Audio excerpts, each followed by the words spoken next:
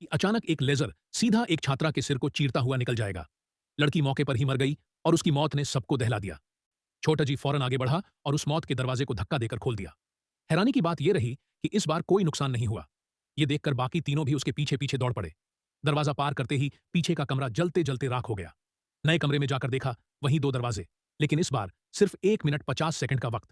आखिरकार लियानपिंग मजबूर होकर एक दरवाजे के पास पहुंचा। हाथ कांप रहे थे, दिमाग सुन्न था। घुटनों के बल बैठते ही वो बेबस सा हो गया।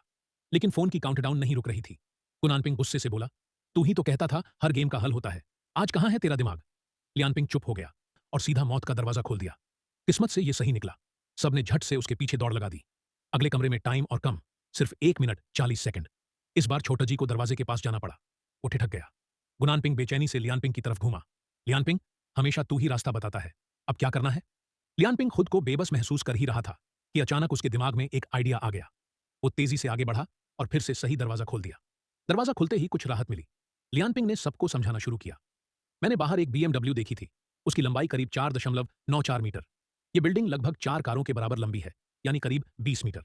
हर कमरा लगभग 6 मीटर का होगा। बिल्डिंग चौकोर है तो इसमें 9 कमरे होंगे। हमने सबसे पहले बाएं वाले निचले कमरे में कदम रखा। लड़की दाहिने वाले कमरे में मरी थी। अभी गुनानपिंग ने जो दरवाजा खोला वो भी इस पैटर्न में आता है। इसी तरह से मैंने रास्ता निकाल लिया। सबको सब कुछ साफ साफ समझ में आ गया। अब डर की जगह एक उम्मीद ने सबको भर दिया। सबने मिलकर तेजी से दौड़ लगाई। इस बीच झांकताई पीछे छूट गया।